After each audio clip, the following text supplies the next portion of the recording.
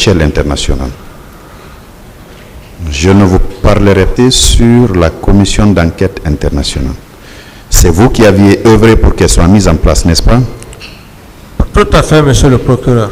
Vous avez eu un entretien avec les éléments de cette commission. Oui, monsieur le procureur. Qui a produit un rapport, n'est-ce pas? Bien sûr. Vous avez foi au travail de cette commission, n'est-ce pas? Et le travail a été fait et le résultat de ces travaux ne m'a plus trouvé aux affaires. Mais, à ce que je cherche, si je n'avais pas confiance à la communauté internationale, à la CPI, je n'allais pas leur faire appel. Bien. Alors, je vais vous lire quelques passages contenus dans ce rapport de la commission d'enquête internationale. À la page 48, au deuxième paragraphe, la commission dit ceci. Le lendemain des événements du stade, le président a déclaré en public: l'aspect le plus choquant est que j'ai essayé de moraliser et de sensibiliser les leaders politiques, leur disant qu'il y a eu des cas similaires dans le passé et que je ne veux pas que la même chose se reproduise. À plusieurs reprises, le président a attribué, la responsabilité des événements aux leaders politiques qui ont organisé une manifestation subversive, préméditée ou une insurrection.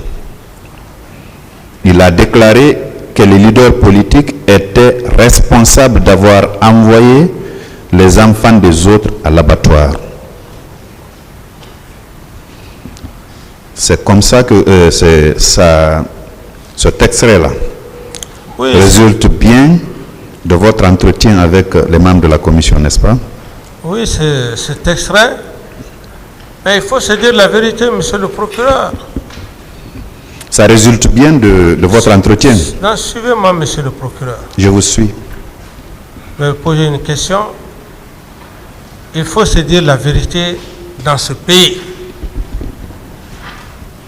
On ne doit pas avoir la peur dans le ventre, autrement ce pays ne va jamais s'avancer. Ce que j'ai dit, c'est clair, j'ai bel et bien dit qu'on a eu des cas similaires. Et c'est ce qui fait que le pays est toujours instable. Je l'ai dit. Jusqu'à nouvel ordre. Je réitère ce langage. Et par la manipulation aussi, des hommes assoiffés de pouvoir. D'accord. Qu'avez-vous voulu dire en employant les expressions que les leaders politiques ont envoyé les enfants des autres à l'abattoir? Qu'avez-vous voulu dire? J'ai voulu dire simplement que toutes les fois qu'il y a des marches, c'est les pauvres citoyens innocents qui perdent leur vie. N'est-ce pas que c'est... Autrement, ça veut dire que ceux qui étaient au stade étaient prédisposés à tirer. Ceux qui étaient au stade, je n'étais pas au stade, monsieur le procureur. Je ne dis pas que vous étiez là, monsieur Camara. Je dis, vous avez dit que les leaders politiques ont envoyé les enfants des autres à l'abattoir. Est-ce que ça ne voudrait pas dire que ceux qui étaient allés pour empêcher la manifestation, eh bien, étaient autorisés à tirer d'avance? L'autorisation de tirer, je ne peux pas affirmer cette assertion. Ce que je dis simplement, moi j'ai décrit la réalité de mon pays. J'ai décrit la réalité de mon pays. Et je réitère, J'ai décrit la réalité de mon pays. Maintenant que la CPI prenne un aspect négatif ou positif, c'est de leur droit. Bien, je continue. Dans le même paragraphe, il est dit ceci. Que le président a déclaré à la commission que les leaders politiques avaient déjà vu la réaction de l'armée en 2007 et que, par conséquent, il savait que cette armée allait répondre. Il savait que cette armée allait répondre. C'est vous, président de la transition à l'époque, commandant en chef des forces armées, qui avez tenu cette déclaration-là. Qu'avez-vous voulu dire? Le fait de faire un lien entre ce qui s'est passé en 2007 et ce qui s'est passé en 2009. Qu'avez-vous voulu dire, M. Camara? Oui, monsieur le procureur, c'est ce que je viens de vous dire. C'est dans les mêmes ordres d'idées. Ce que je viens de dire. Les événements de 2007, quand on est chef d'État, on est un père de famille. Il y a des conseils qu'il faut donner. Ce sont des exemples. Et c'est pourquoi même dans toutes les familles, les pères de famille prennent toujours le soin de dire tel, il faut... Ça a été le même cas, mais ce qui ne veut pas dire le contexte dans lequel vous voulez mettre... ce n'est pas dans ce contexte. Moi, je ne suis pas l'auteur de ce rapport, M. Camara. Je ne fais que lire. J'ai donné... Excusez-moi. J'ai dit, monsieur le procureur... Excusez-moi. Oui, oui. Vous écoutez. Oui. Quand je vous pose une question, vous répondez. D'accord? Oui. Le président vous a dit que les questions ont un sens. Et la parole aussi. C'est quand je pose la question ou je vous dis quelque chose que vous répondez. Pas avant. Vous avez fait, dans ce rapport, il est clairement indiqué que vous avez fait une liaison entre ce qui s'est passé en 2007. En 2007, les militaires ont tiré sur une population désarmée ici. Et en 2009, c'était la même chose. Pourquoi vous avez fait ce parallèle-là? C'est toute ma question. Oui, monsieur le procureur, c'est ce que j'insiste et je réitère que je vous le dis. J'ai dit, nous sommes avant tout Guinéens. La communauté internationale n'est pas seulement que la Guinée. Et lorsque vous recevez une telle commission, il y a des moments où vous devrez effectivement donner des points de vue. C'était des points de vue. Et cet événement de 2007, cette même communauté internationale, c'est très bien. Alors c'était juste faire un parallèle, mais ça n'a rien de méchant. D'accord, je continue. Ils arrivent à la conclusion suivante. La commission, elle arrive à la conclusion suivante.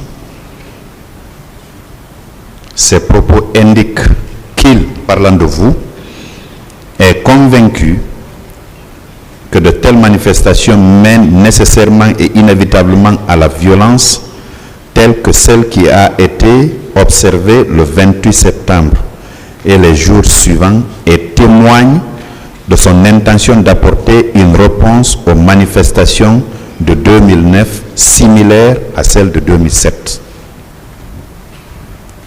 Et c'est ce que je vous dis, monsieur le procureur. Ce sont des hypothèses, des analyses. C'est tout à fait normal. La CPI, ce ne sont pas des monstres qui sont à la CPI. Ce sont des hommes qui réfléchissent. Chaque être humain a des analyses. C'est comme ce qui s'est passé avec le président Laurent Gbagbo. Mais il y a eu beaucoup d'hypothèses, de ceci, de cela. Et je ne dis pas que cette hypothèse n'est pas pénale. Je dis bien, cette hypothèse n'est pas pénale. Cette hypothèse n'est basée seulement que sur des explications. Sur des explications. Et maintenant, quitte à la personne de comprendre ou de ne pas comprendre. C'est ça, monsieur le procureur. Bien, je continue.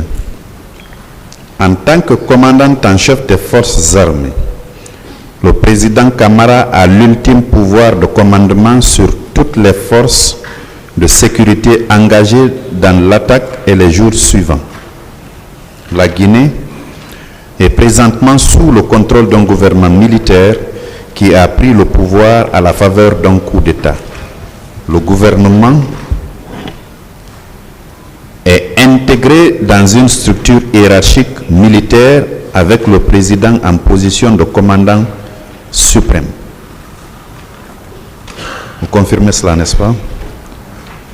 Expliquez, monsieur le procureur. Je relis plutôt. Si vous pouvez expliquer afin que la compréhension soit...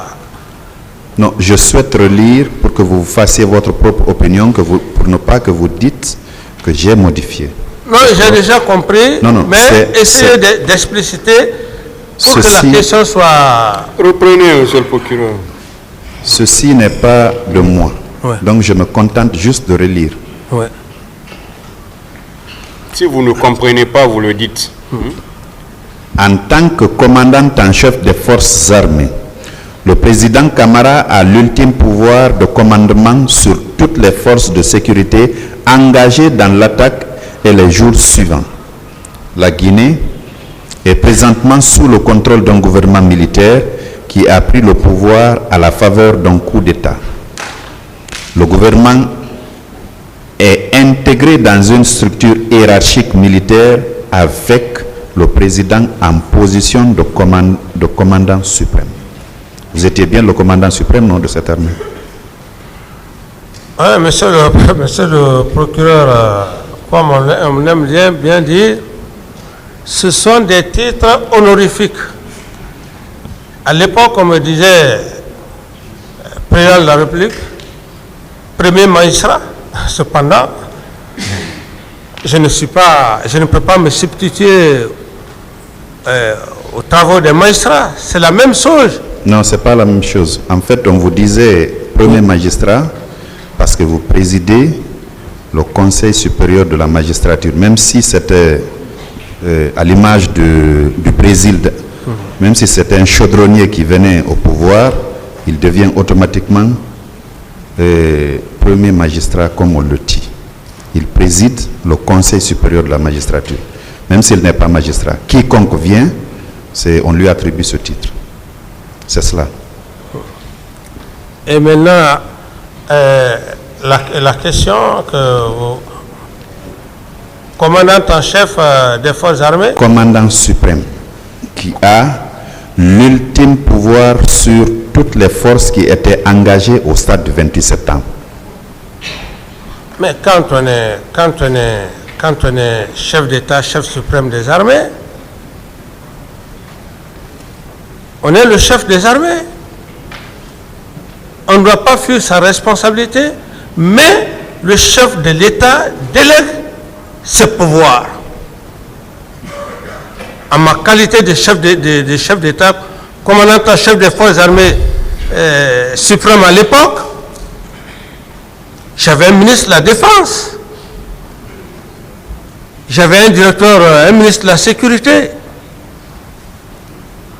un chef d'état-major de la gendarmerie. Que vous aviez nommé, n'est-ce pas?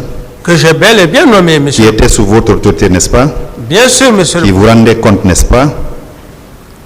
Dans le cadre du 28 septembre? Non, je ne parle pas de ce cadre seulement. Toutes ces hiérarchies militaires et policières que vous avez citées, et gendarmes, en fait, c'est vous qui les avez nommées. Oui. Ils vous rendaient compte, n'est-ce pas? Ils rendaient compte à leur chef hiérarchique, le ministre de la Défense nationale, d'ailleurs que je juge même... Qui à son tour a l'obligation de vous rendre compte, n'est-ce pas? Vous dites, monsieur le procureur?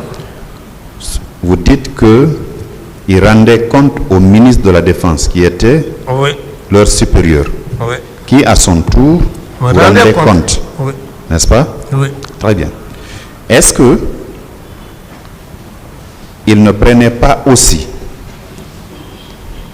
certaines directives à partir de la présidence. Qu'il ne... Est-ce qu'il prenait certaines directives à partir de la présidence? Le ministre de la Défense? Oui. Monsieur le procureur, je ne vais pas en abuser de ce que j'ai eu à dire. Tout le monde m'a vu avec le général Sekouba. J'ai partagé le pouvoir comme un plat de riz avec le général Sekouba à part égale. À part égale. Tous les Guinéens peuvent me témoigner. À part égale. Et ce que le représentant du ministère public demande, c'est est-ce que le ministre de la Défense prenait certaines directives auprès de vous, chef de l'État? C'est ce qu'il veut savoir. C'est-à-dire qu'il me demandait des décisions? Oui. Bien sûr. Alors, il vous souviendra qu'après ces événements-là, vous avez fait des déclarations publiques. Autrement, vous avez accordé des interviews. Je m'intéresse à certaines des déclarations que vous avez eu à faire. Le 6 octobre 2009, vous avez accordé une interview sur France 24. Voici ce que vous avez dit. Les leaders sont coupables. Ce sont des commanditaires parce que c'était prémédité. N'est-ce pas? Vous avez dit ça. Finis la question, monsieur le procureur. Est-ce que cette phrase est de vous? Elle résulte de votre interview du 6 octobre 2009. Monsieur le procureur, je l'ai dit, dès après même les événements du 28 septembre, ça c'était à la Villa Sili, où j'ai nommément cité l'ancien président, le professeur Alpha Condé. Je ne l'ai pas caché et ce n'est pas aujourd'hui que je vais nier. Je l'ai dit et dans ma déclaration, il aurait manipulé tout le monde dans la farine. Qu'on soit clair.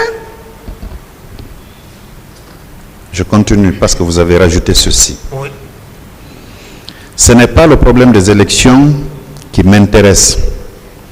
C'est d'éradiquer le tissu social.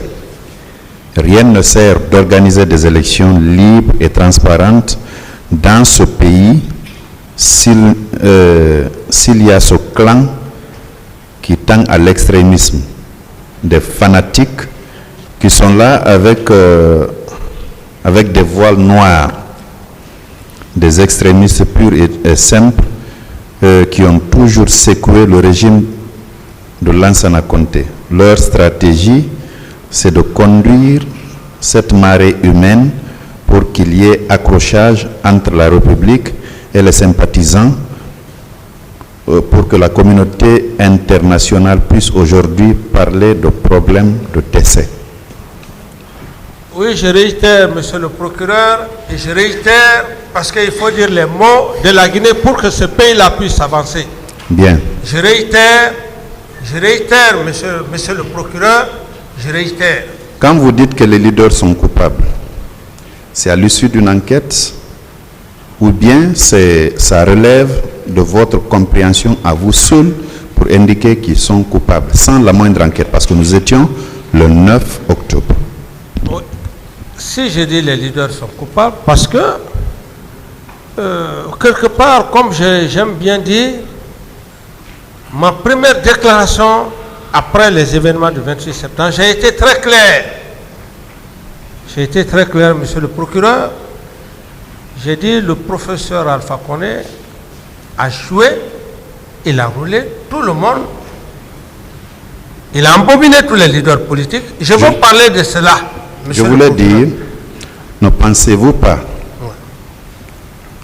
au lieu d'incriminer ces leaders qui n'ont fait qu'appeler une manifestation pacifique, qu'il fallait beaucoup plus rendre cette responsabilité-là aux agents de force de l'ordre qui ont tiré sur cette population non armée?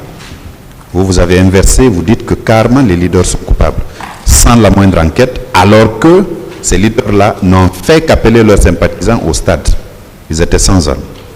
Et ceux qui ont tiré, c'était les hommes qui étaient sous votre responsabilité, sous votre commandement. Donc, s'il y a responsabilité, est-ce que vous ne pensez pas qu'il fallait beaucoup plus dire que les hommes, vos hommes, sont responsables, au lieu de dire que les leaders sont responsables, alors que, quand il y a une manifestation, les agents de force de l'ordre ont l'obligation d'encadrer la manifestation pour ne pas que des choses comme ça arrivent. Oui, monsieur le procureur, je ne sais pas comment est-ce que je peux expliquer ça. J'ai à la fois parlé le cas des leaders politiques et j'en ai aussi parlé à la fois au cas de ceux-là qui sont partis au stade. Donc, je parlais de deux côtés.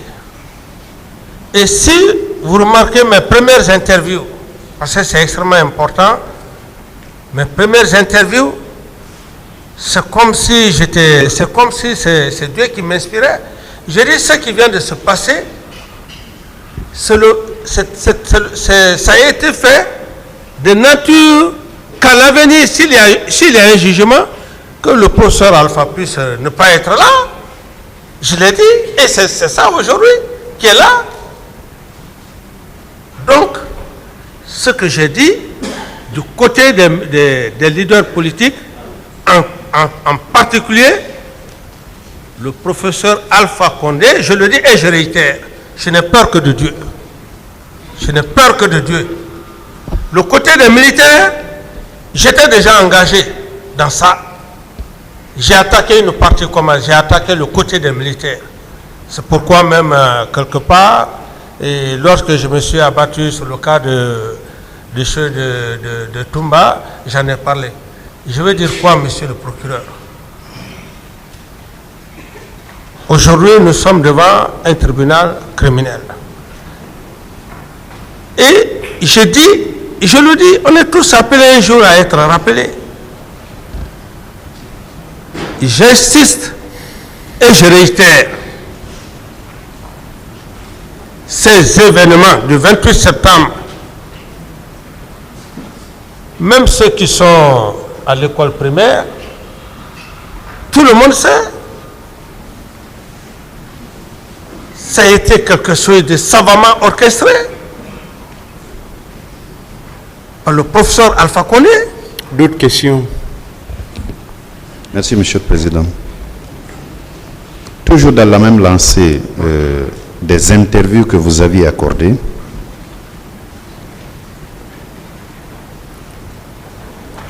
le 9 octobre 2009, vous avez accordé une interview à Télé Sud où vous avez tenu les déclarations suivantes. Je suis désolé parce que ces hommes, avec leur système machiavélique, ils ont causé quelque chose. Ils ont mobilisé la masse, ces hommes ont brûlé des véhicules, ils se sont saisis d'armes de guerre, on parle de marche de la démocratie. Ils se sont saisis des armes de guerre pour se rendre à quelques 8 kilomètres. Ça veut dire que c'était prémédité. Pourquoi se saisir des armes de guerre pour une réclamation au stade du 28 septembre qui était interdite parce qu'on avait un match avec le Burkina Faso? Vous avez rajouté, à partir de cet instant, tout le reste était inévitable. Oui, monsieur le procureur, je ne sais pas comment est-ce que je pourrais... C'est le dernier volet de la lecture que je viens de faire. Cette partie, je confirme, et c'est pourquoi je dis et je réitère. Bien, puisque vous confirmez. Je dis clairement. Puisque vous confirmez, quand vous dites, à partir de cet instant, tout le reste était inévitable, est-ce que ça veut dire que vous étiez déjà informé que les agents des forces de l'ordre allaient tirer sur la population civile désarmée? Non, je veux juste, c'est une analyse. Oui, cette analyse-là, au bout, ça veut dire qu'en réalité, les forces de l'ordre étaient prédisposées à tirer sur cette population désarmée. Par rapport à cette déclaration que je venais de faire, c'était après le 28 septembre. Et après le 28 septembre, ce que j'ai dit, c'était ça. Parce que les leaders politiques ont été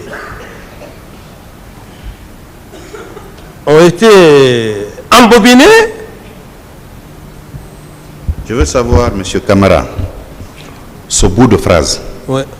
ça veut dire que vous dédouaniez les hommes qui ont tiré sur la population désarmée? Je ne dédouane pas, monsieur le procureur, ceux qui ont commis les crimes au stade du 28 septembre. J'ai voulu juste faire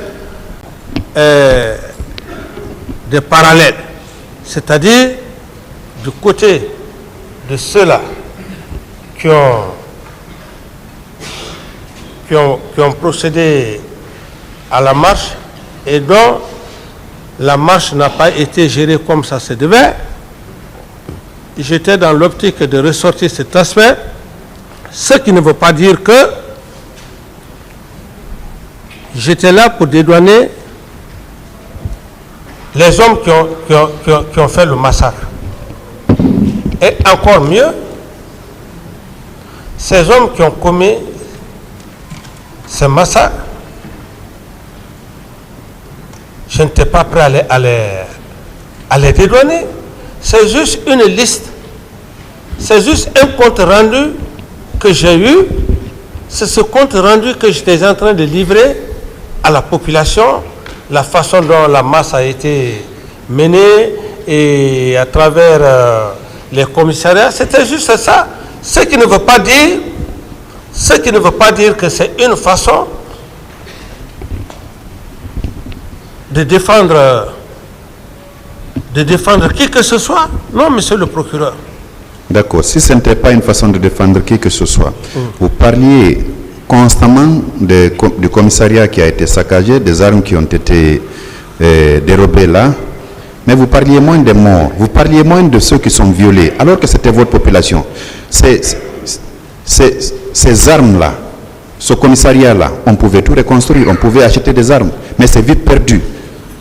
Est-ce qu'on pouvait remplacer là? C'est non, M. Camara. Je n'ai pas bien compris, monsieur le procureur. Je dis, oui. Dans vos déclarations passées, Oui. vous faisiez allusion de l'attitude des manifestants Oui. qui sont allés s'en prendre, selon vous, au commissariat où ils auraient pris des armes de guerre, comme vous le dites. Oui. Or, ça c'est un fait. Il y a aussi ces milliers-là, ces populations sur lesquelles on a tiré à bout portant, ces femmes qu'on a violées, ces familles qu'on a endeuillées. Vous n'en parliez pas du tout ou vous en parliez moins. Vous étiez pourtant le père de la nation guinéenne en ce moment. Je comprends votre question, mais telle n'était pas mon idée, comme je n'en parlais pas. Non, c'est juste le choc survenu. Et lorsqu'on voit des pauvres personnes qui meurent comme ça, sans raison, parfois ça peut amener l'homme à réagir et à chercher la cause même. Pourquoi ça? C'est cet esprit-là qui m'avait animé, mais pas parce que je ne voyais pas le cas des morts, mais c'est le simple fait que parmi ces leaders politiques, il y avait un là-dedans, son objectif, vaille que vaille, il fallait le pouvoir, donc il fallait passer par d'autres stratégies. C'est ce qui m'a choqué. Bien. Mais je n'ai pas vu le côté, ce n'est pas parce que le côté ceux qui sont morts que je ne voyais pas le côté. C'est l'acte qui s'est passé qui m'a le plus tôt choqué. C'est l'acte qui s'est passé qui m'a le plus tôt choqué. Mais ce n'est pas à dire que le côté de ceux qui sont morts, je ne voulais pas en parler, monsieur le procureur. Est-ce que vous vous souvenez si les drapeaux avaient été mis en berne? Vous dites? Après le 28 septembre. Oui. Est-ce qu'il y avait une journée de deuil national que vous aviez ordonnée pour la mémoire de ces... On avait mis les drapeaux en berne, vous vous souvenez? Je me rappelle plus. Je me rappelle plus. Vous n'avez pas, vous ne vous rappelez pas aussi si on avait fait une journée de deuil national pour honorer la mémoire de toutes ces personnes froidement abattues au stade du 28 septembre, votre population, parce que vous en étiez encore une fois le père de la nation guinéenne en ce moment? J'avais créé une commission. Il veut savoir s'il y avait eu une journée de deuil national, c'est ça? C'est exactement cela, monsieur le Président. C'est ce qu'il veut savoir. Est-ce qu'il y avait eu ça? Je me rappelle plus. Je me rappelle plus. D'accord. Je passe la parole à monsieur Camara qui va continuer. Merci, monsieur le Président. Merci, les assesseurs. Merci, monsieur le Président. Honorables assesseurs. Monsieur Camara, bonjour. Bonjour, monsieur le procureur. J'espère que vous tenez bien. Oui, par la grâce de Dieu, oui. Alors, le parquet va continuer avec son tour de questions. Et la première question pour moi, qu'est-ce qui vous a motivé à prendre le pouvoir? Quel est le mobile réel qui vous a animé à prendre le pouvoir dans ce pays? Bon, peut-être pour la lanterne de monsieur le Président, je ne vais pas en parler, sinon ce n'est pas le procès, la prise du pouvoir qui m'envoie devant le président du tribunal, mais néanmoins, je dis juste quelques peu de mots. Mon ambition, d'abord par la grâce du feu général Lansana Conté, et je puisse le dire que je n'étais pas l'homme le plus méritant. Mais l'estime que cet homme a eu envers ma personne, la confiance, j'ai vu dans ses attitudes, dans les manières de faire, qu'il était en train de me préparer. Je le dis en toute sincérité. Vous pouvez demander toute l'armée guinéenne. Je n'étais pas l'officier le plus important, l'officier le plus formé. Et eu égard à tout ça, il n'avait pas besoin de me dire, bon voilà, monsieur Camara, je suis en train, il faut juste être intelligent. Et donc, dès après qu'on adressé son décès, et comme je l'ai toujours fait, il ne fallait pas que son sang soit versé. C'est dans ce contexte que je me suis levé avec mes collègues pour la prise du pouvoir, afin qu'il y ait la paix. Et comme vous l'avez d'ailleurs constaté peut-être à l'époque où vous étiez à l'université. Voilà. Bien, donc si je vous comprends, c'est le général Feu Lansana Conté qui vous a préparé. Mais monsieur le procureur, il faut que je sois honnête devant ce peuple. Pourquoi je le dis? Est-ce que dans quel pays du monde entier, monsieur le procureur, vous avez vu un officier chaque jour, chaque nuit qu'il fait, qu'il y ait plus de 200, 300 hommes armés jusqu'aux dents qui passent la nuit chez lui sans être inquiétés? Dans quel pays du monde? C'est à cela que j'allais venir tout à l'heure. C'est pour cela que je dis que cet homme, je ne vais pas me vanter devant ce tribunal, devant le peuple de Guinée. Cet homme a fait, Dieu a mis mon cœur dans l'esprit de cet homme. Bien.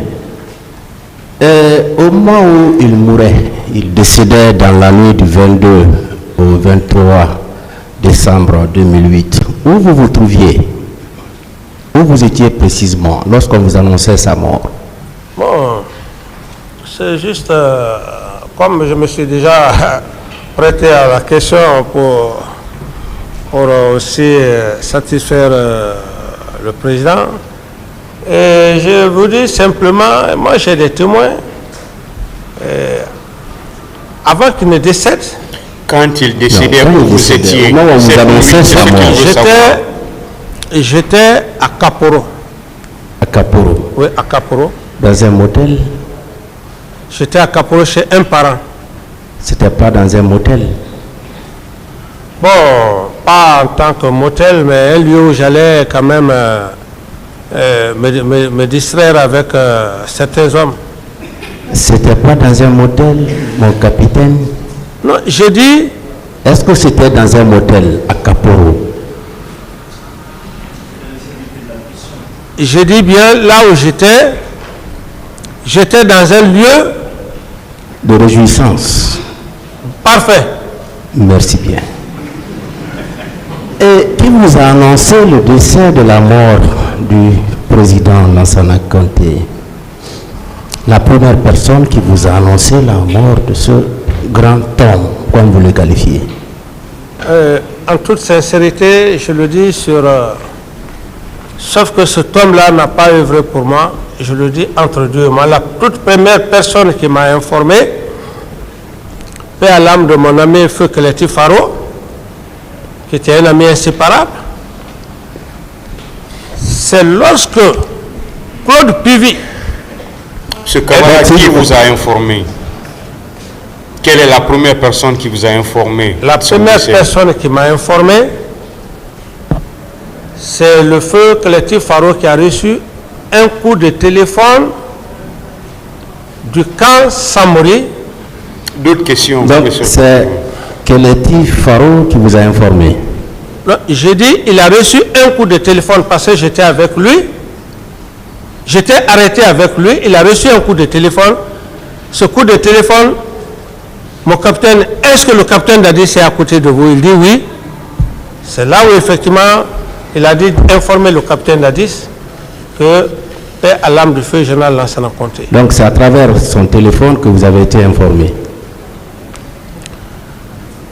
D'abord, avant même que je ne vienne, Monsieur Camara, oui, qui vous a informé? c'est ce que je dis. Je dis que je fus informé par mon ami Keleti Faro qui a reçu un coup de téléphone au camp Samori. Est-ce que c'est monsieur Keleti Faro qui vous a informé? C'est ça? Oui, il m'a tenu informé. Bien. Et vous avez suivi M. Toumba ici. Est-ce que ce jour-là, il était présent dans ce lieu de réjouissance? Toumba était là? Bon. Pour être très sincère, honnête, le lieu de réjouissance dans lequel j'y étais, je suis resté assis. Monsieur Camara, la Est-ce que question monsieur est- Aboubakar Sidiki Toumba était là? C'est ce qu'il veut savoir. Aboubakar Sidiki, pendant que j'étais arrêté avec eux, j'ai reçu le coup de téléphone. Est-ce qu'il était là ce jour, monsieur Camara? C'est tout ce qu'il veut savoir. à Vous Caporo. pouvez répondre par oui ou par non. Au cours de cette nuit, du Ouais. 22 au 23, Ouais. est-ce que Toumba était dans ce lieu de réjouissance que vous ne voulez pas Non, nommer? non, Toumba n'était pas là-bas? il n'était pas avec Il a moi. dit que vous étiez là-bas au nombre de 17. Non. C'est pas vrai? C'est ce que je vais vous expliquer. Il n'était pas présent. Il n'était pas présent Merci. quand j'étais avec Keleti Faro. Merci beaucoup. Au cours de son interrogatoire ici, à la barre, colonel Pivy a dit qu'au sein de l'armée guinéenne, il y avait des éléments incontrôlés qui n'étaient pas du tout soumis. Est-ce que vous confirmez cela? Oui, je confirme comme il a dit, des éléments incontrôlés ou l'a même qualifié d'électron. D'accord. Ce fut le même cas, ce qu'il a eu à me faire. C'est ça, si effectivement il était sous mon contrôle, il ne se serait pas rendu au stade. C'est ça. Bien. Et le même PV dit que tout ce qu'il faisait, il vous rendait compte. Qui dit tout ce qu'il faisait, PV, colonel PV. Il dit que tout ce qu'il faisait, il vous rendait compte. Que tout ce que lui il faisait. Il me rendait compte. Régulièrement. Oui, c'est dans la mesure où je lui confiais des missions, mais c'est pas à tout moment qu'on peut rendre compte, comment dirais-je, à un chef. C'est quand il y a des missions qu'on peut rendre compte au chef. Donc c'est quand vous le commettiez à des missions qu'il vous rendait compte. Parfait. Sinon, ces autres agissements, est-ce que vous rendez compte aussi? Non, sinon c'est de la simple visite. Vous êtes là et puis voilà, c'est de la simple visite. Bien, une fois les hommes de la présidence étaient aux prises avec ceux du colonel Kiboro au camp militaire, camp Alpha Yaya, vous étiez intervenu pour les départager? Oui, bien sûr. Et quel était le motif de cette opposition, de ces prises-là? Le motif, c'est M. Selou Dalain Diallo qui a été victime de brigandage. D'accord. Et donc... et par qui? Par les éléments de Toumba. De Toumba. Donc les éléments de la présidence. Voilà, les éléments de la présidence, oui. Bien sûr. Oui. Et donc, la troupe de M. Teboro, le colonel Teboro a mis main sur ces éléments et il les a gardés au niveau à l'enceinte de leur bâtiment. D'accord. C'est ce qui s'est passé. Donc il y a eu la réaction. Et vous êtes intervenu, vous avez demandé leur libération. Vous dites? Vous avez demandé leur libération. Vous avez demandé au colonel Teboro de les libérer. Quand je suis venu, mon souci c'était quoi? Parce qu'ils avaient des armes. Il ne fallait pas laisser qu'ils s'entre-déchirent. Je suis venu. Le but, c'était de calmer les hommes du colonel Teboro. Et quand je suis venu, je leur ai dit, voilà, écoutez, vous êtes les forces spéciales. Je vous demande vraiment de vous calmer. Et donc, j'ai calmé la situation. Et puis, j'ai rejoint, comment dirais-je. Et vous l'avez demandé de les libérer, non? Vous avez demandé au colonel Teboro de les libérer? Oui, voilà. Je dis bien que c'est la scène que je vous explique. Je ne suis pas venu pour libérer des gens. Je suis venu pour essayer de faire de l'accalmie entre les hommes du colonel Teboro et les hommes de Maintenant, à la fin, ils ont été libérés? Bon, à la fin, là, je ne sais pas parce que c'est pas mes attributions. Vous pouvez maintenant demander le colonel Teboro comme il est là, à la fin, qu'est-ce qui s'est passé? Il pourra mieux vous expliquer. Bien. Est-ce que les hommes de Teboro étaient souvent coiffés de bérets rouges? Vous dites? Les hommes de Teboro, est-ce que parfois ils portaient des bérets rouges? Non, les hommes de Teboro portaient le béret vert avec des t-shirts noirs que moi-même, je les qualifiais de force spéciale. D'accord. Et d'ailleurs, c'est cette même force-là qui a fait que il y a certaines choses qui ne se sont pas passées au camp. D'accord. Et parlez-nous de Foromo. Qui est Foromo? Bon, monsieur le procureur, vous parlez de Foromo. La personne qui a parlé de Foromo, c'est cette personne-là que vous devrez la faire venir ici. Vous n'avez jamais connu Foromo? Il y a plusieurs Foromo. Oui, Foromo le féticheur alors. Je dis bien... Je précise, Foromo le féticheur. Ça n'engage que M. Aboubakar Toumba Diakité.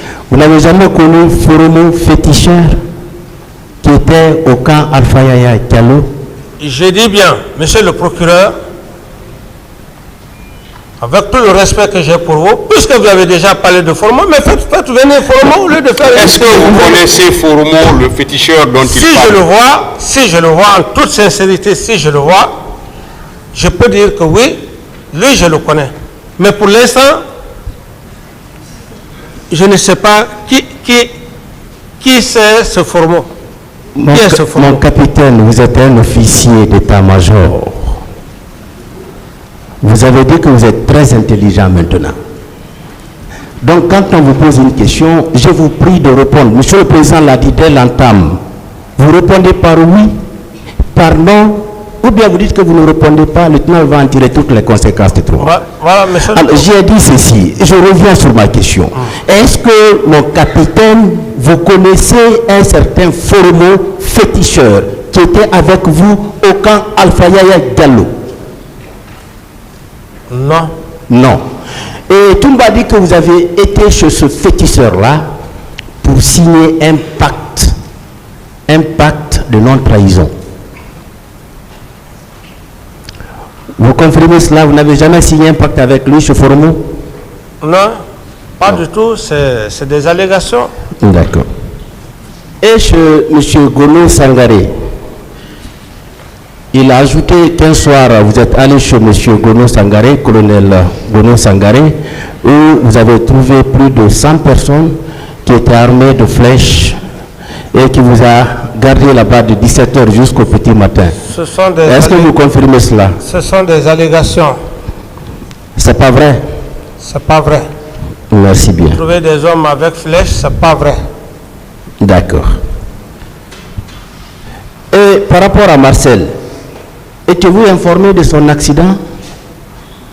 Non, je n'ai pas été informé de l'accident de Marcel en tant que tel. D'accord. Le 28 septembre, au petit matin, vous ne l'avez pas vu au camp, là-bas? Le 28 septembre, la seule personne que j'ai vue et qui m'a dissuadé, qui était mon aide de camp, c'était Aboubacar Toumba. Vous n'avez pas aperçu Marcel? Non. D'accord. Quel était l'effectif des éléments de la présidence, ceux qui étaient à la présidence? Il y avait combien d'hommes environ? Je pense qu'à ce niveau, il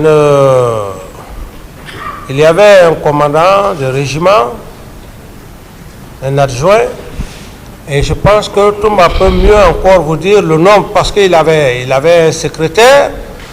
Donc, vous ne pouvez pas estimer? Non, je ne peux pas estimer parce que je ne m'occupais pas du régiment. Je n'étais pas le chef du régiment. D'accord. Est-ce que tous ces éléments de la présidence étaient armés? Ils étaient tous armés? C'est à lui de demander parce que c'est lui qui... Non, les éléments de la présidence, ceux-là qui étaient à vos côtés, est-ce qu'ils étaient tous armés? Mais les éléments de la présidence, s'ils sont militaires, ils sont forcément armés. Merci bien. Et Marcel a dit que la consigne qui avait été donnée à la présidence est que tout le monde devrait être coiffé en béret rouge. Ça, c'est vrai? Ça, bon, ça s'est passé certainement entre eux, mais l'affaire de béret rouge consigne, ce n'était vraiment pas mon travail, ça. D'accord. Maintenant, qu'est-ce que vous pouvez nous dire par rapport au capitaine Mohamed Kondé Escobar, qui était le commandant de votre salon? Vous le connaissiez? Mais c'est M. Toumba qui connaît ces hommes, c'est pas moi. Vous n'avez jamais connu capitaine Mohamed Kondé Escobar? Mohamed Kondé, si je le vois, je peux le connaître. M. Toumba ne peut pas inventer des noms ici et que vous m'obligez à connaître. Non, vous savez... C'est pourquoi, s'il vous plaît, monsieur le procureur, c'est pourquoi je vous ai dit, monsieur Camara, ce n'est pas des réponses qu'on vous impose. Si je vois monsieur Mohamed Kondé... S'il vous plaît, vous devez bien comprendre vos droits. C'est pourquoi je vous dis, vous pouvez répondre par oui, par non, ou vous dites que vous ne répondez pas, mais on ne peut pas vous imposer des réponses. Ce qui est sûr, c'est qu'on va vous poser des questions. Et vous devez les répondre. C'est à vous maintenant, les réponses vous appartiennent. Ce n'est pas des réponses qu'on vous impose. Le représentant du ministère public vous pose des questions. C'est à vous de répondre. Allez-y, monsieur le procureur. Bien, il a été dit ici que Marcel était très puissant et qu'il osait même agresser des ministres devant vous. Vous pouvez confirmer cela? Pratiquement, s'il y a eu des agressions, moi le seul cas que j'ai vécu, c'était le cas du général Toto.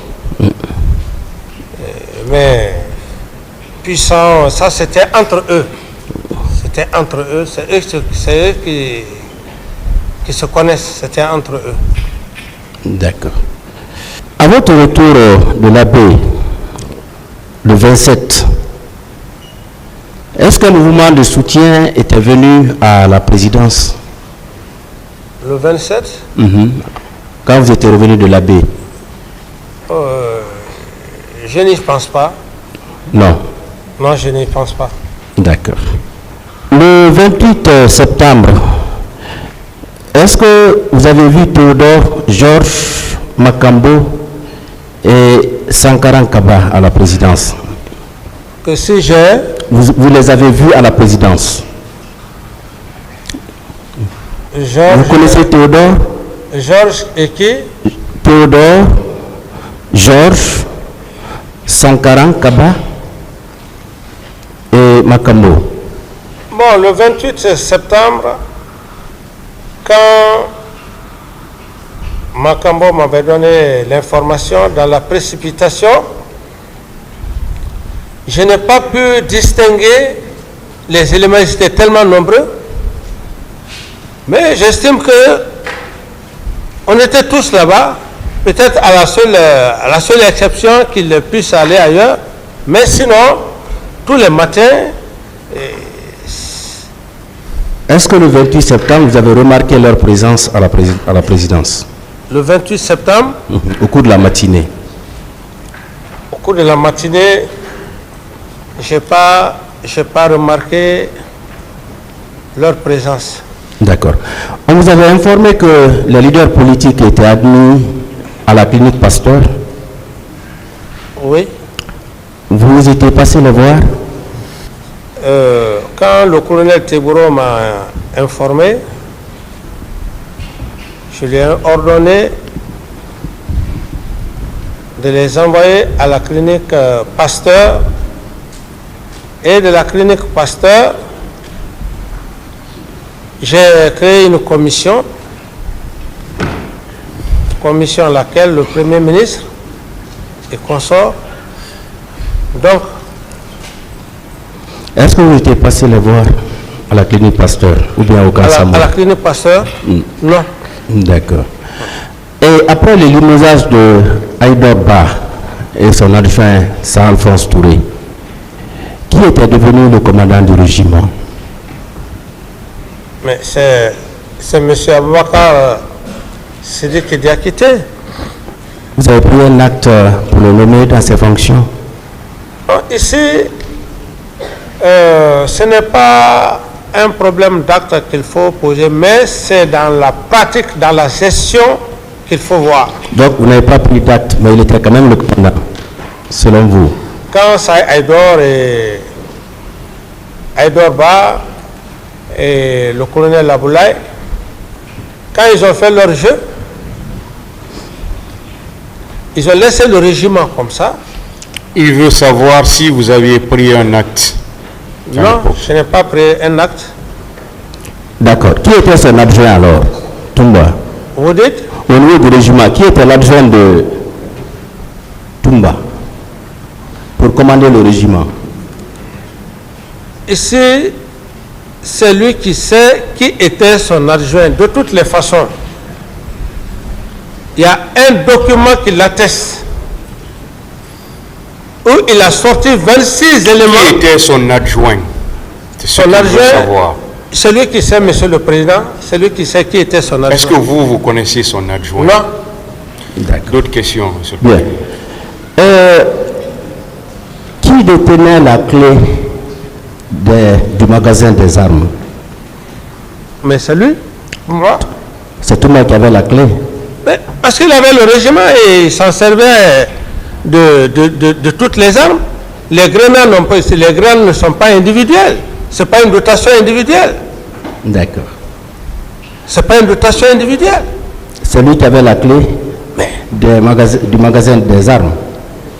Je peux le supposer comme ça, parce que c'est lui qui était le commandant du régiment. Vous le supposez ou bien vous l'affirmez, M. Camara, qui avait la clé des armureries, voilà. C'est ça? Oui. C'est ça. Puisque le commandant Toumba s'en était servi de la gestion du régiment, et pour toute sortie d'armes, il lui faut un bon. Donc, ou le bon ou la clé. Qui avait la clé? J'estime que là où il est... Vous estimez ou vous affirmez ou vous supposez, M. Camara? Bon, à ce niveau, Monsieur le Président, il faudrait qu'on lui demande clairement, parce qu'on ne peut pas avoir toutes ces armes sans détenir, comment dire, la clé. M. Camara, c'est vous qui êtes à la barre. Monsieur le procureur veut savoir qui avait la clé. Moi, je dis que c'est lui qui avait la clé parce que... Ça, vous l'affirmez. Est-ce que vous l'affirmez?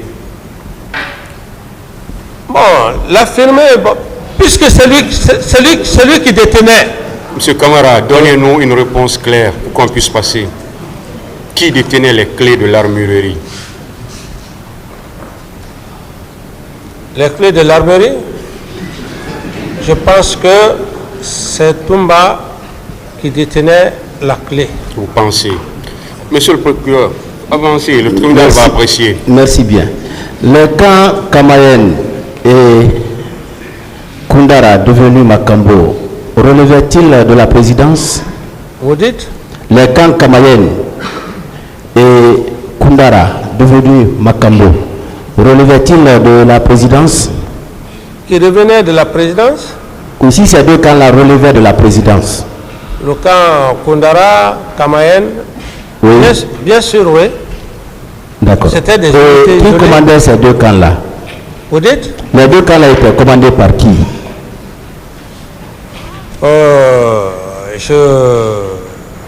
Le seul camp que je connais, celui qui était le camp de Koundara, c'est Bégré. Mais l'autre camp, le camp Kamayen, Vous ne connaissez pas le camp? non, je ne m'occupais pas de ça en toute sincérité, parce que j'avais des hommes de confiance. D'accord. Je n'avais rien à voir avec les commandants d'unité. Bien.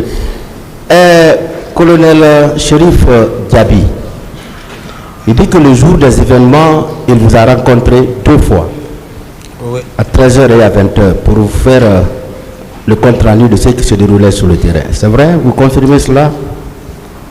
Oui. Merci bien. Alors, ce même Chérif dit qu'aucune commission interministérielle n'avait été mise en place après les événements pour gérer la crise. Ça, c'est vrai?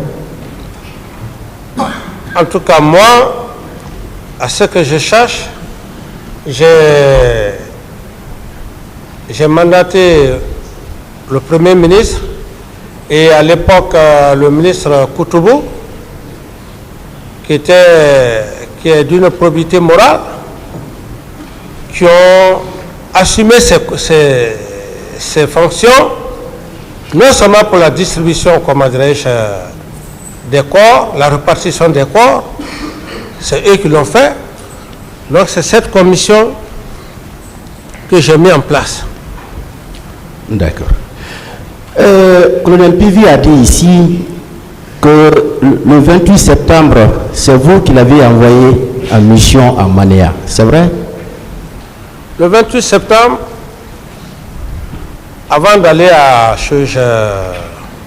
l'abbé, j'avais réagi pour dire qu'il y a des militaires qui sont en train de de pied, de prendre le véhicule des gens. Et quand je l'ai fait, comment dirais, ces remontrances, donc j'ai voyagé à l'abbé. Et au retour, comme il a si bien dit, c'est par rapport à ça qu'il est allé effectivement exécuter la mission que je lui avais confiée. D'accord. Il était revenu vers quelle heure? Oh, il était venu après... bon, je ne peux pas exactement... C'est après les événements, c'est après qu'il y a effectivement le massacre au stade du 28 septembre qu'il est venu. Oui, il dit que quand il est arrivé à Bambeto, il a appris ce qui s'est passé au stade, mais à son retour au camp, il vous a fait le compte rendu, non seulement de sa mission, mais de ce qu'il avait appris. Et à cette occasion, vous lui avez dit que c'est vous qui avez envoyé le colonel Kebro pour maintenir l'ordre au stade. C'est Pivi qui a dit ça, ici. Oui, mais le colonel Pivi a dit devant vous, ici, monsieur le procureur, qu'il ne l'a pas dit. Donc, non, il l'a dit, hein. Nous, oui, on l'a noté. Oui, mais moi, je dis bien que toute personne qui fait des déclarations de la sorte n'engage que cette personne. Voilà. Donc, ce qu'il a déclaré là, dire que c'est vous qui avez envoyé... Non, je n'ai jamais envoyé le colonel Tebro. Le colonel Tebro, c'est sa mission. C'est un gendarme, un officier de police judiciaire. Ils sont chargés du maintien d'ordre. Le matin... Donc, M. Colonel Pivi n'a pas dit la vérité par rapport à ce point.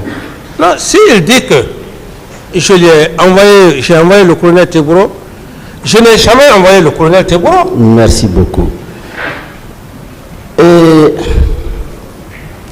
est-ce qu'il arrivait, lors de votre règne, que des citoyens soient enlevés ou arrêtés, gardés au niveau du camp Alpha Yaya?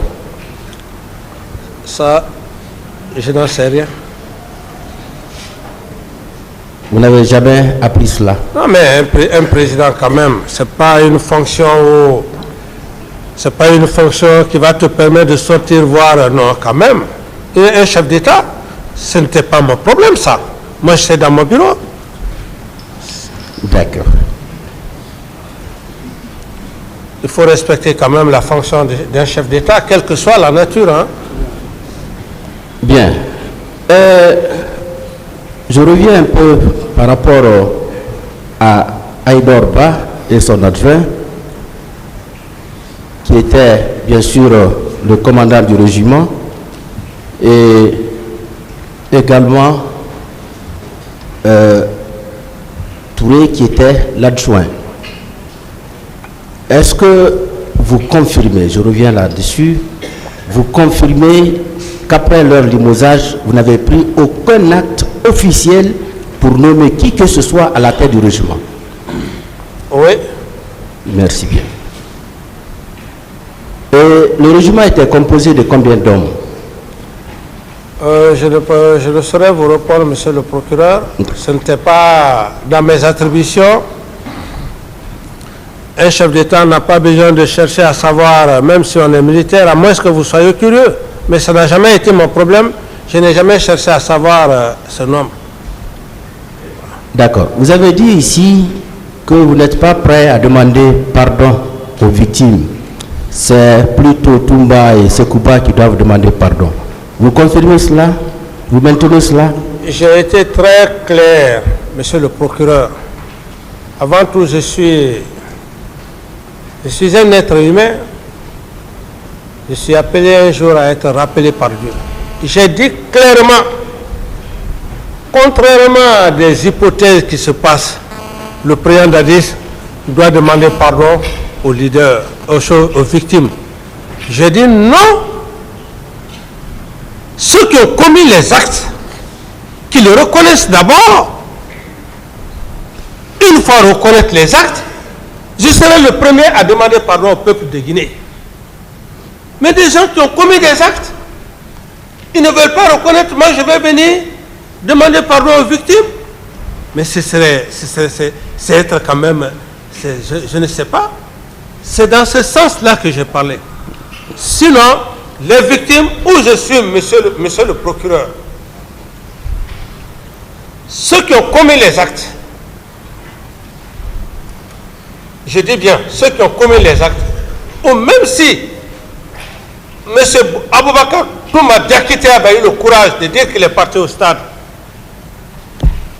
je serai le premier à venir demander pardon, le fait qu'il a reconnu, le fait qu'il a fait, j'allais le faire. C'est comme un père de famille, vous avez des enfants, ils ne reconnaissent pas leur faute. C'est dans ce contexte que j'ai parlé, mais je respecte la mémoire des victimes et je suis prêt. Lorsque, Monsieur le Président, la sentence va tomber, si je suis acquitté, et j'estime bien que je serai acquitté, je serai le premier à demander au peuple de Guinée, mais que justice soit faite d'abord. Bien. Que justice soit faite. Bien. En 2009, est-ce que vous vous souvenez avoir donné des instructions à votre intendant, colonel Gonou Sangaré, afin de procéder au retrait de la somme de 10 milliards de francs guinéens au niveau de la Banque centrale, afin d'entretenir les recrues de Kaléa? Vous vous souvenez avoir donné ces instructions? Monsieur le procureur, ce n'est pas M. Camara. Cela ne ressemble pas à M. Camara.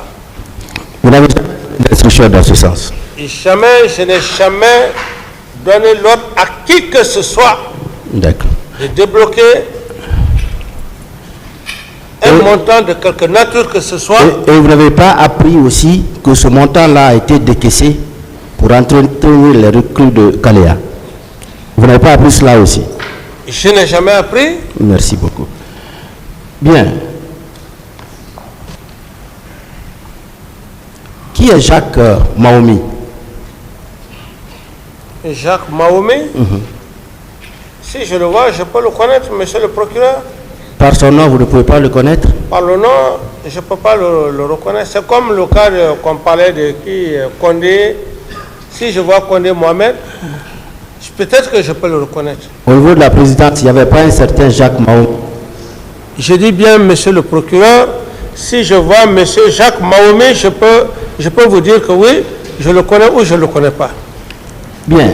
Est-ce qu'il y avait combien de recrues à Kaléa? Ou bien on ne vous a pas dit même le nombre? Par rapport à l'affaire de Kaléa, monsieur le procureur, le président ne s'occupe pas du recrutement. Deuxièmement, si vous voulez en savoir ce qui s'est passé à Kaléa, que le général Sekouba soit là, c'est lui qui a fait le recrutement. Qu'il soit là. Tant qu'il n'est pas là, c'est lui qui a fait le recrutement de Kaléa, c'est lui qui sait comment il a recruté. Oui. Mais moi, je ne parlerai pas à sa place. Mais sous votre autorité? Oui, sous mon autorité. Quelqu'un qui a violé d'abord un principe. Le jour du 28 septembre, il s'en va sans mon ordre de mission. Monsieur Camara, la question est de savoir est-ce que vous connaissez le nombre des recrues de Kaléa? Je ne connais pas le nombre des recrues, monsieur le président. D'autres questions, monsieur le procureur? Bien. Ce que par rapport à Kaléa, il y a plus de doute parce que notre parquet a pris soin d'écrire au directeur actuel de Kaléa. Il nous a répondu. Et nous allons mettre après l'écrit à la disposition de vos conseils. Et ce directeur a dit quoi? Juillet 2009-2010, arrivée des soldats du CNDD. Recrutement et formation des soldats du CNDD. Cette formation ne relevait pas du commandement de la gendarmerie. Le directeur du centre, c'était lieutenant Bienvenu Lama. Le directeur des études, lieutenant Jean-Louis Pogomou. Et il a dit enfin, recrutement sous le régime du capitaine Moussa Dadis Camara. Voici ce que le directeur nous a envoyé. Le capitaine Moussa Dadis Camara. Oui, qui a fait ce Le directeur actuel de Kalia. Oui, mais quand même, c'est tout à fait normal quand on dit sur le régime du capitaine Moussa Dadis Camara, il faut... C'est ça, c'est son régime. Moi, je vais vous dire que nous, on n'a plus de doute par rapport à l'existence de Kalia. À partir de cet écrit, nous avons la conviction désormais qu'il y a eu des recrutements au niveau de Kalia sous le Attendez la question. Attendez la question. Voilà. Qu'on ne nous interrompt pas surtout. Oui. Voilà, monsieur le procureur, je voulais vous donner... nous interrompt pas. Je voulais vous donner une précision. Oui, attendez, monsieur le procureur. On ne s'est pas compris, monsieur le procureur. Avec votre permission. Voilà, on ne s'est pas compris. Je voulais juste vous dire... S'il vous plaît. Attendez. Monsieur le Président, avec votre permission, on veut bien que notre client continue à répondre aux questions relatives à la pièce à la disposition du procureur, mais comme vous le savez mieux que quiconque ici dans cette salle, les pièces, les preuves, elles sont discutées de façon contradictoire. Nous ne pouvons pas admettre qu'une pièce qui n'est pas à la portée de toutes les parties fasse l'objet de débats. Ça viole le contradictoire, ça viole les droits de la défense. Je vous remercie. Je voudrais bien, si le ministère public veut que des débats se prolongent sur cette pièce, qu'elle soit portée à la connaissance du président, Moussa Dadis Camara, des parties civiles et de tous les accusés. Sinon, notre client ne pourra pas être à mesure de répondre aux questions concernant une pièce qui ne détient pas. Je vous remercie. On continue, hein, s'il vous plaît, on continue, ça suffit. On continue. Merci, monsieur le Président. Le ministère public a compris. S'il vous plaît, on continue. Merci. On continue, s'il vous plaît. Merci, monsieur le Président. Bien, nous allons continuer. Nous allons vous lire quelques dépositions de témoins. Quelques dépositions de témoins. Oui. Voilà. Certains officiers et certains cadres qui ont eu à travailler avec vous ont été reçus par les magistrats instructeurs. Des témoins civils ou militaires. Suivez, M. Camara, ne soyez pas pressé. Attendez. J'ai dit certains officiers et certains cadres qui ont eu à travailler avec vous. Oui. Bien. Je commence par le colonel Oumar Sano, oui, chef d'état-major général des armées, qui a déclaré ceci. On lui a posé la question: est-ce que vous étiez au courant de la manifestation des forces vives qui devait avoir lieu le 28 septembre 2009 au stade du même nom? Il dit: effectivement, nous avions été mis au courant de l'organisation de cette manifestation par les médias privés, locaux et étrangers, et également par l'autorité supérieure. On lui a encore posé la question: concernant la manifestation elle-même, quelles dispositions sécuritaires avez-vous prises? Il a répondu: à la veille de la manifestation, j'ai reçu l'ordre du président de la République de consigner tous les militaires dans les casernes, à l'exception de la gendarmerie et de la police, qui seront chargés du maintien d'ordre. En exécution de ces instructions, j'ai convoqué au camp Alpha Yaya, à la présidence de la République, tous les chefs d'état-major, le directeur national des services de police et son adjoint. À l'occasion, j'ai répercuté la consigne qui m'a été donnée par le chef de l'État. J'ai appelé chacun à prendre toutes les responsabilités pour contrôler et faire respecter les instructions reçues. Vous confirmez ces déclarations? Oui. Bien. Peu après, j'ai reçu une délégation de la Croix-Rouge qui m'a demandé de lui passer des véhicules pour permettre le ramassage des corps qui gisaient au stade. J'ai agréé la demande aussitôt en ordonnant au chef de train de mettre les véhicules qu'il fallait à leur disposition au nombre de 4. Je précise que c'est la Croix-Rouge qui s'est occupée du ramassage des corps. Un rapport dressé à cet effet et qui m'a été déposé par la dame, lesquels intéressés ont trouvé, voilà, par la dame à l'état-major, le nombre de corps y est indiqué ainsi que les circonstances dans lesquelles les intéressés ont trouvé la mort.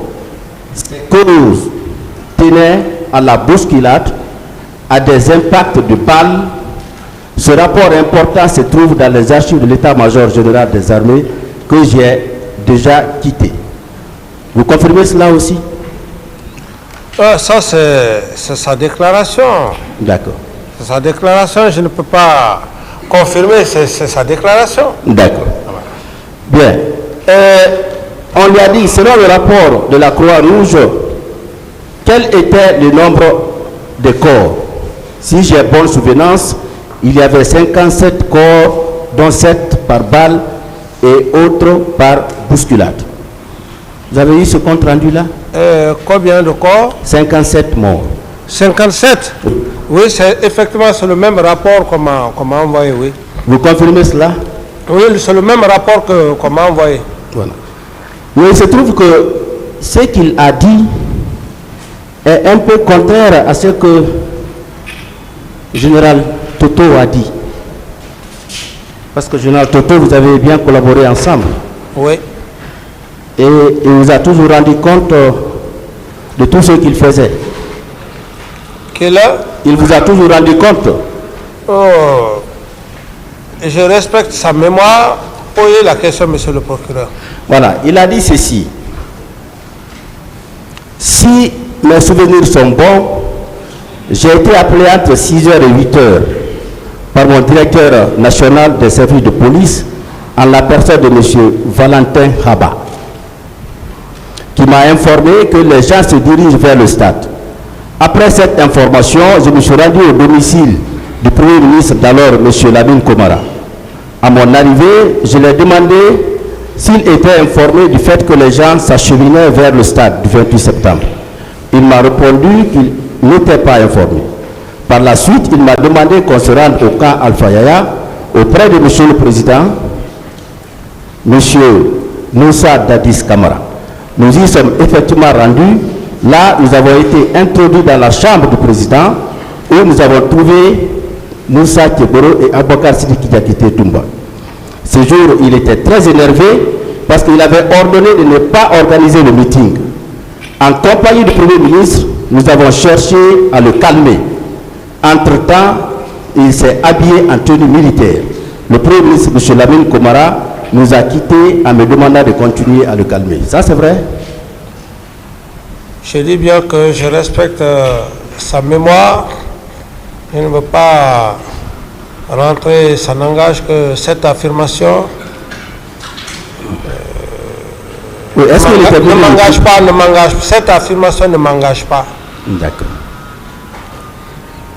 Alors, par rapport aux différents corps, voici ce que le général Toto a dit. C'est à 13h que de mon bureau, j'ai été informé. À 14h, je me suis rendu au camp Samori où j'ai constaté la présence d'un camion militaire avec à son bord 22 corps que nous avons bien comptés. Je suis allé immédiatement au camp Alpha Yaya pour rendre compte au président de la République, M. Moussa Dadis Kamara. C'est vrai, il est allé vous rendre compte? Monsieur le général Toto, il est décédé, je ne peux pas parler à sa place. Ce qu'il a dit, c'est pas vrai. Je ne m'y reconnais pas là-dedans. D'accord. Il a continué, il dit en réaction, c'est-à-dire vous, m'a dit voilà pourquoi il ne voulait pas que ce meeting-là soit organisé. Est-ce que vous aviez déclaré ça en sa présence? Monsieur le procureur, qu'est-ce que vous voulez maintenant que je dise? Je dis que c'est simple. Cette déclaration, je l'affirme pas. Très bien. Il est déjà mort. Je respecte sa Il mémoire. a continué en disant, à 17h, j'ai été informé que 3 camions stationnés dans la résidence de feu général Lansana Conté avaient à leur bord des corps. Au décompte, ils contenaient 54 corps. Je suis reparti au camp Alpha Yaya pour rendre compte encore au président. Je lui ai dit qu'il y avait 54 corps dans 3 camions garés dans la résidence de feu président Lansana Conté. Là, il n'a pas dit mot. C'est ce que je sais. Vous ne confirmez pas ça aussi? Et je n'ai pas vu de corps. Et pour preuve, vous savez ce que je vais vous dire, quoi. Parce que dans la vie, c'est pas parce qu'aujourd'hui le général Toto n'est plus de ce monde. J'aurais voulu, s'il était là, parce que des corps tels que vraiment vous l'exprimez, connaissant la situation, on m'aurait transporté ces corps-là au camp Al-Faya pour me mettre devant les faits accomplis. Mais si tel n'a pas été le cas, on dit que tel lieu, tel corps, et même le ministre de la Santé m'aurait fait un compte rendu. Donc, monsieur le procureur, franchement parlant, cette assertion n'engage que la personne vraiment qui a eu à le dire. D'accord. Monsieur le directeur général de la police nationale, monsieur Haba Valentin, a dit ceci. J'étais là lorsque le colonel Ansoine m'a appelé pour me dire que tout est gâté et pour cause il y a des coups de feu. Sous l'instruction du général Toto, nous avons déposé tous les corps à l'infirmerie du camp Samori. Donc il vient confirmer ce que le général Toto a dit. Il dit qu'effectivement, des corps ont été déposés au niveau du camp Samori. Oui ou non, vous croyez en cette déclaration du directeur national, du directeur général de la police? C'est ce que je vous dis, monsieur le procureur. Moi, je n'ai pas vu de corps. Est-ce que je peux confirmer ces déclarations? Non, je n'ai pas vu de corps en ma qualité de chef d'État à l'époque. Le minimum serait quand même de me faire voir ces corps. Mais si tel n'a pas été le cas, et dans le PV même, nulle part c'est écrit, on a transporté tel corps au camp Al-Faya pour que le président Camara puisse voir à l'époque. D'accord. Par rapport au stade, le directeur du stade en 2009 avait été entendu aussi. Il s'agit de M. Ibrahima Souri Keita. Alors voici l'état dans lequel il avait trouvé le stade. À mon arrivée au stade avec mes travailleurs, j'ai constaté ce qui suit. La présence de plusieurs chaussures à tous les endroits du stade, les portails endommagés, la présence d'une grenade non loin de mon bureau sous les sacs contenant des matériaux du terrain synthétique, le tunnel endommagé, quelques fauteuils endommagés sur la pelouse. Alors, ce qui veut dire que effectivement, il y a eu des tirs au stade. Qu'il y a eu des tirs au stade. Je n'en disconviens pas, ce serait de très mauvaise foi pour dire qu'il n'y a pas eu de tirs. Quand bien même que je n'y étais pas, mais à ma connaissance, il y a eu bien des tirs à ma connaissance. Il faut se dire la vérité, parce qu'il y a eu des morts. Bien, pour le moment, merci Monsieur le Président. Merci Monsieur le Président, ainsi que les assesseurs, messieurs les assesseurs, pour la continuation des débats avec Monsieur Capitaine Dadis Camara. Monsieur Camara, j'aimerais savoir, ainsi que le tribunal, est-ce que, en âme et conscience, vous croyez sincèrement que des Guinéens ont perdu la vie? Merci madame, en toute sincérité en âme et conscience. Oui. Les Guinéens ont perdu des vies. Oui. Des vies énormes. Et c'est pour cette raison d'ailleurs que je me suis toujours battu par la grâce de Dieu que lumière soit faite devant tout le peuple de Guinée. Je continue. Est-ce que vous croyez qu'il y a eu torture au stade ainsi que dans les camps militaires? En toute sincérité, on en parlait. La presse en parlait, qu'il y avait des tortures. Donc, ce qui établit que c'est vrai. Oui, mais lorsque la presse en parle, des informations, alors c'est comme une information peut être là. Est-ce que cette information qu'on donne, est-ce qu'elle est sûre, est-ce qu'elle n'est pas sûre? Mais de toutes les façons, moi, j'apprenais comment dirais-je à la radio. À la radio. En toute sincérité. Ok. Ouais. Je continue également. Est-ce que vous croyez au fait de pillage perpétré dans plusieurs quartiers de Conakry? Oui, les gens aussi parlaient effectivement de l'affaire de pillage. Et comme d'ailleurs ce n'était pas le seul cas, il y en avait eu d'ailleurs plusieurs fois, Oui. où moi-même j'étais obligé d'intervenir à des moments donnés. Et ces pillages-là, ça parlait. Donc, vous croyez à la thèse, à cette thèse?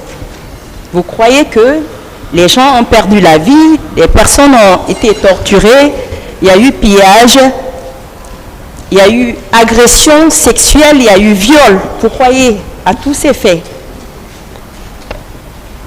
Madame, je dis clairement et je réitère, il faut être un Satan pour ne pas dire qu'il n'y a pas eu de cas de mort au stade. Ok. Donc, si vous croyez réellement Oui. qu'il y a eu ces faits pendant que vous étiez président de la République, Oui. est-ce que ça doit surprendre quelqu'un aujourd'hui de voir ses victimes dans cette salle? Et ces victimes, d'ailleurs, par le biais, je ne connais pas cette dame Asma Diallo. Pas elle. Est-ce que ça doit surprendre un Guinéen ou un des accusés ici de voir des victimes dans cette salle? Non, ça ne doit pas surprendre. D'accord. Donc, est-ce que ça doit surprendre un accusé de voir ces personnes donner des versions par rapport à ce qu'elles ont subi? Bon, ces versions, comme je le dis... Est-ce qu'on peut mettre en doute? Bon, ces versions ne peuvent pas... C'est au tribunal.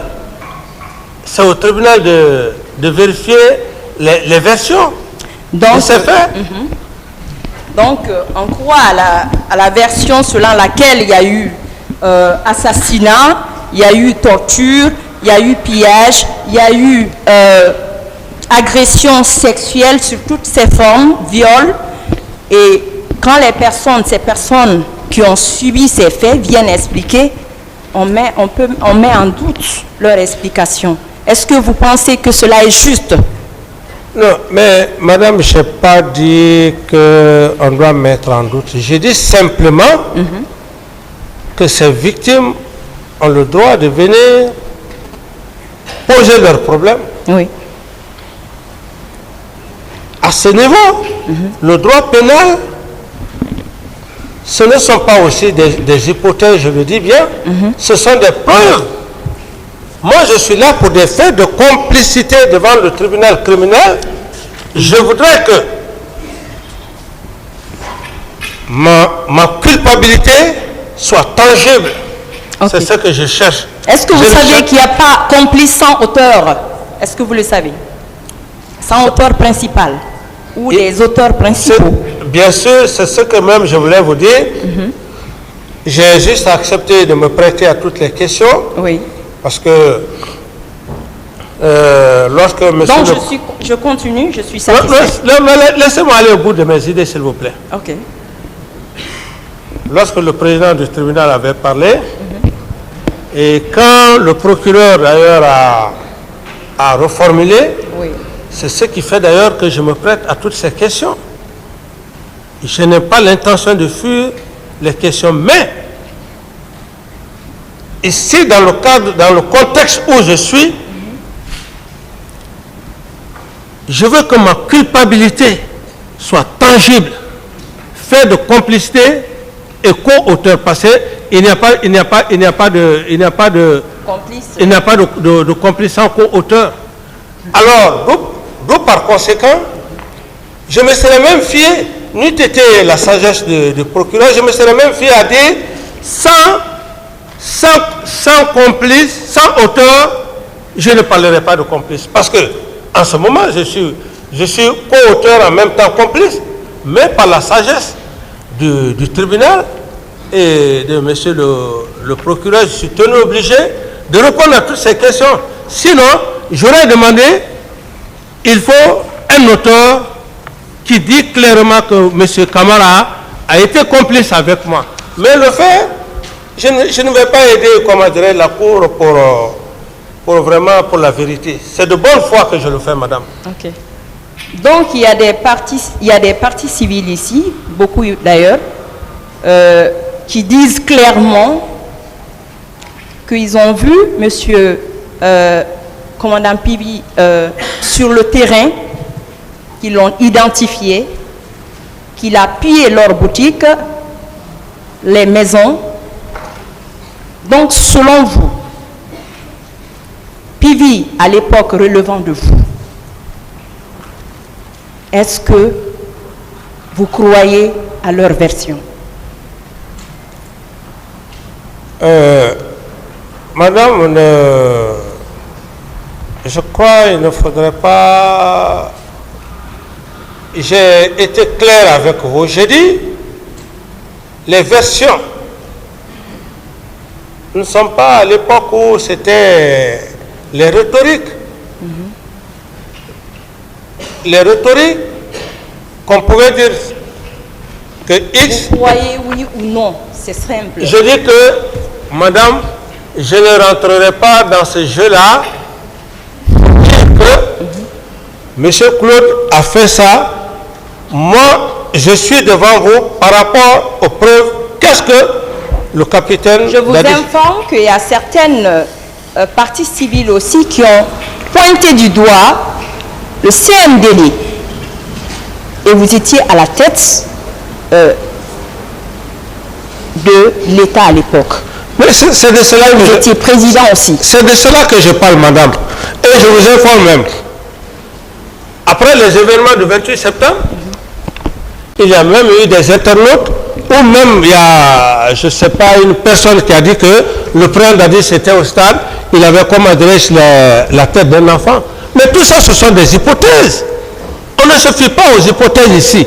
Moi, je suis là, que ce soit maintenant des accusés. Ce qui me regarde, c'est quoi? C'est le président du tribunal que toutes les personnes qui disent que capitaine Dadis a fait ce qu'ils exhibent des preuves devant le président du tribunal. Les preuves, parce qu'on ne peut pas faire le droit pénal n'est pas une hypothèse. Okay. Quelqu'un peut quitter là-bas à Conakry. Saviez-vous qu'on vous appelle dictateur? Est-ce que vous le savez? Pas de terme péjoratif, madame la procureure. Oui, c'est pas moi qui le dis. Posez une autre question.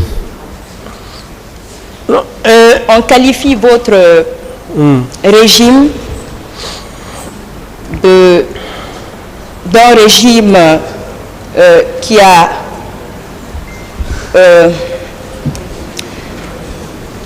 dans lequel la population était oppressée, la population était arbitrairement arrêtée. Et je comprends, madame, je vais vous dire, le capitaine Dadis, si vous ne pouvez pas le reconnaître, ce que le capitaine Dadis a fait dans votre pays, en 11 mois, Oui. personne ne l'a fait. Ce pays-là appartient à nous tous.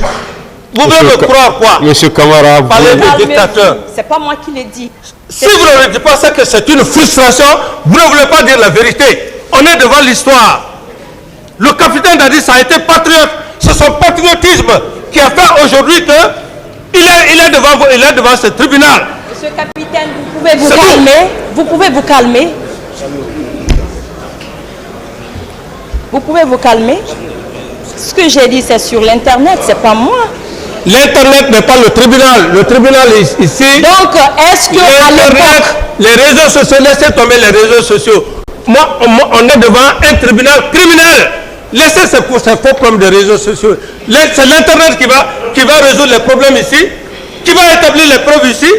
Laissez tomber ça, madame. Asseyez-vous, maître, s'il vous plaît, asseyez-vous. Continuez, madame. Monsieur capitaine Dadis, je continue. Avec plaisir. Oui. Pendant que vous étiez pilote de la République, pendant que vous étiez commandant Oui.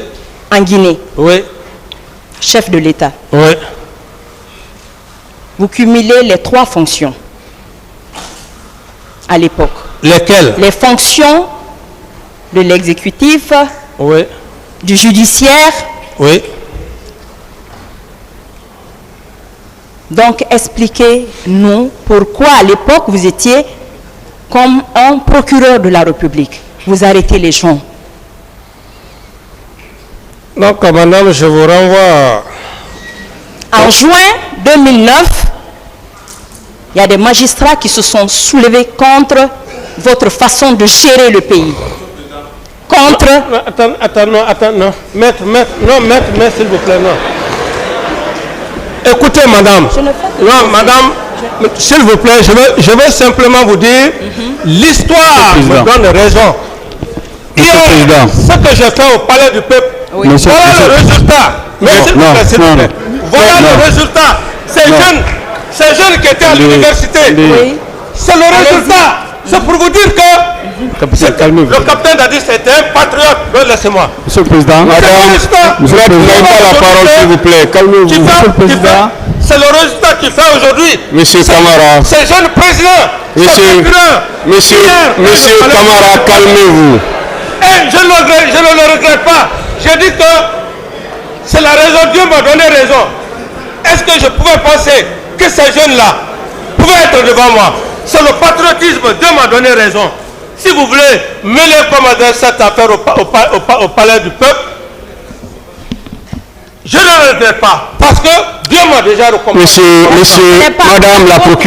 Madame la procureure, s'il vous plaît. Monsieur Camara, calmez-vous. Vous n'avez pas intérêt à vous énerver.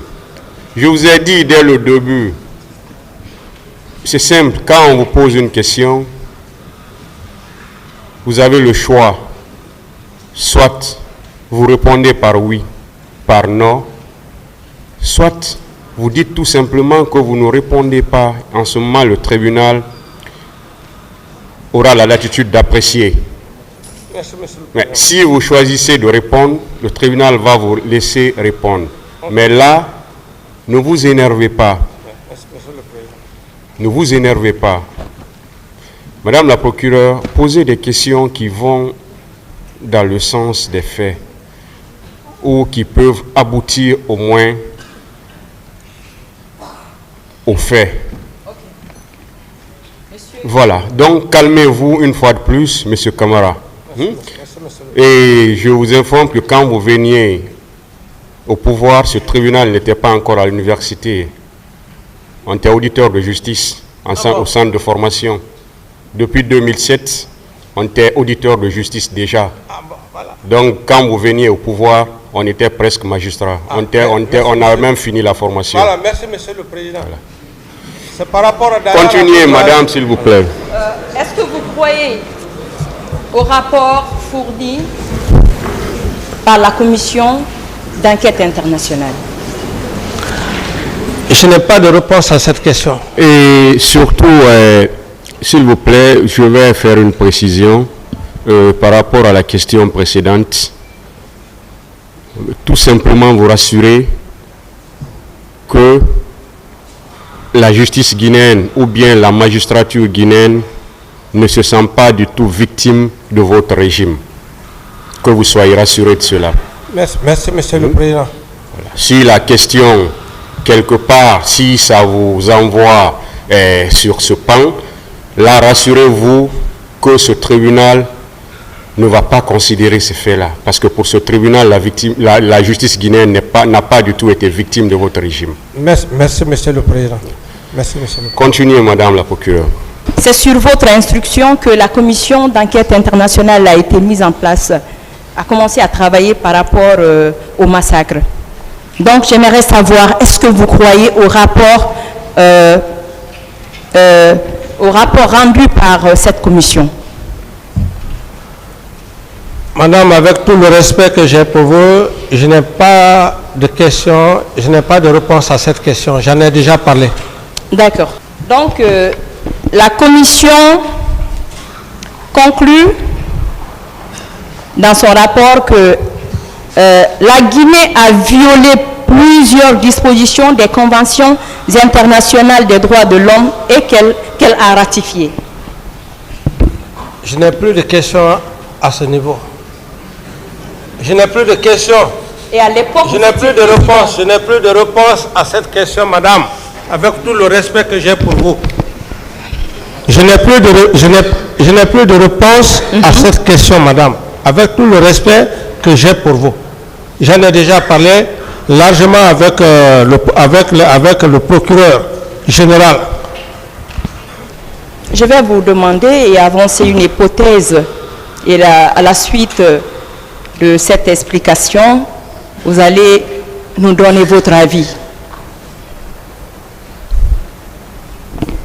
Je vais prendre l'exemple sur un maire d'une commune. Comme vous voulez. Oui. Donc, ce maire gère la commune et au cours de la gestion, son mandat arrive à terme. Donc, il y a une élection communale qui pointe à l'horizon. Il a des adversaires. Donc, un de ses adversaires, qui est un voisin à lui, ils sont dans le même secteur, décide d'organiser un événement pour montrer à sa famille, ses partisans, qu'il a de la voix aussi.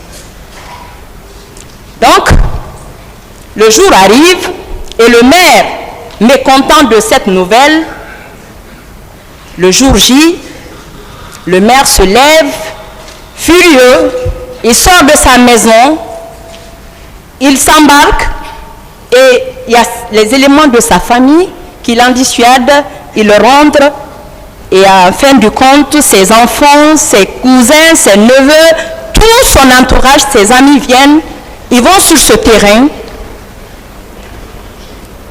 ils exercent des violences verbales, physiques. Vous pouvez poser la question maintenant, madame? Oui, allez, attendez, monsieur, s'il vous plaît, permettez-moi.